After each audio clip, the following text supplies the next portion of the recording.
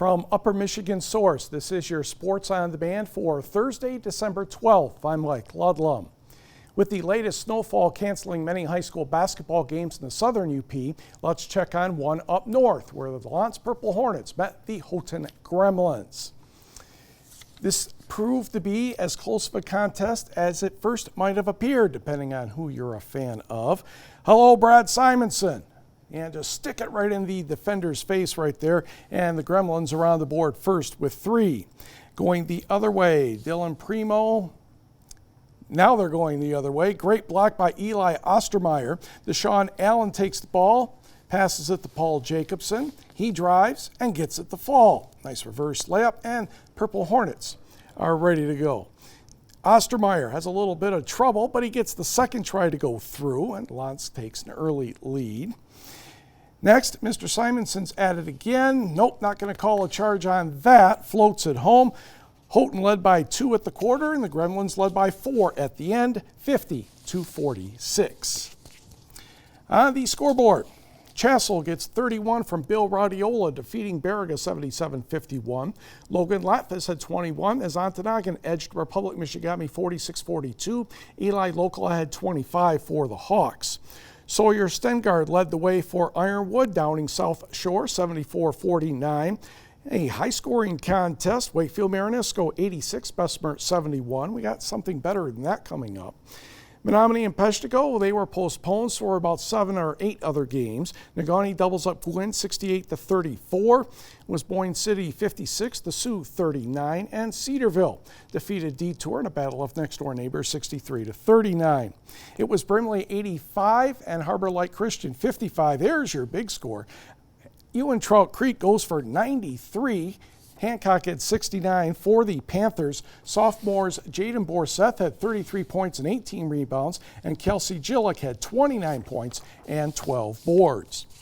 For the girls, Jeffers and Republic Michigami, we will pick up the action in quarter number 2. Off the miss, Talon Raisinin is going to need a second try to put that one in, but Jeffers would be in the front 25-8. Going the other way, Miranda Hayden and no, Dana Johnson yes, and the Jets now lead by 22.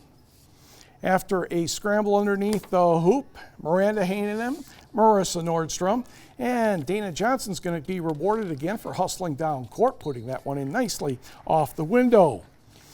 And the foul. More for the green and white. Brooke Hainanen to Miranda Hainanen. Doink, right through, and the Jets cruise for the win, 51-19. There were 6 games on the schedule, ended up getting reduced down to 3. Ontonagon cruises past Dollar Bay 55-15, and it was Brimley 46, Harbor Light Christian 18. The Michigan Tech women's basketball team won a pair of close contests over NMU last season, 55-53 at the Barry Events Center and 60-55 at the SDC Gym. That one completed the regular season. There is a major change in Tech's lineup that could make a difference on Sunday, more of a chess game in terms of strategy. Losing Elizabeth Kelleher at the 5 from last year, they've got a really guard-heavy team, don't have a demanding inside game at the moment. Abby Botts gives them a really versatile 5, which we obviously play a lot on the inside, so it's kind of a battle of our strengths. Our strength is the inside game, their strength is their guard play. There are some things that we definitely want to take away. They're a huge team. I mean, they got some guards that are 6'2", posts that are 6'3", 6'4". We are going to have to hit some threes. To beat Northern, I think you have to. The good news is we have good shooters, so hopefully they're falling, and if not, we find ways to get to the foul line. I think we do have an advantage in regards to some quickness. Tip-off Sunday is set for 1 o'clock Eastern, noon Central Time. You can see the game on our Grit TV channel 6.3 or Charter channel 192. Mark Evans and Dave Ellis will have the call of the game. NMU men's basketball head coach Matt Makerzak will make his rivalry coaching debut against Michigan Tech on Sunday. He probably doesn't have to worry too much about last season's 63-59 and 74-53 losses to Tech because Kyle Monroe and Tommy Luca did not play. And he's fortunate to know a decent amount about Tech already and the fact the Huskies have plenty of experience. in some ways they have almost like 7 returning starters and a bunch of guys that led them in scoring in different years and things like that with some of the adversity they've been through in the past. And we traveled with them to Alaska. We traveled with them to Illinois. We're very comfortable with them. I've been watching Kyle play since he was about 15 years old. I was at UW Green Bay when he was going to school around there, and we were on the fence recruiting him. I know they're not happy with their last weekend, but they're really defending, and they're doing some good things, and you know, certainly it's going to be another. It doesn't make any difference what our records are. It's a rival game, and you know, certainly it's going to be a close contest. Sam Taylor had a hot hand the first time these two teams saw one another down at the Berry Event Center. Boy, they're really banging from the outside this game. Overall, and have lost their last 3 games. Tip-off Sunday should be at 3 o'clock or after the women's contest on our Grit Channel 6.3 and Charter Channel 192. Obviously, there's plenty of snow on the ground, and it should be a good weekend for the NMU cross-country ski team to open its season with the Wildcat Open. A few skiers warmed up last week in different events, and Coach Sten Feldheim talks about getting going. I mean, this is one of those, the time of year where you're just itching to race somebody to get some sort of a measuring stick on where you're at. You know, it looks pretty good to Andy and I, our assistant coach Andy Keller.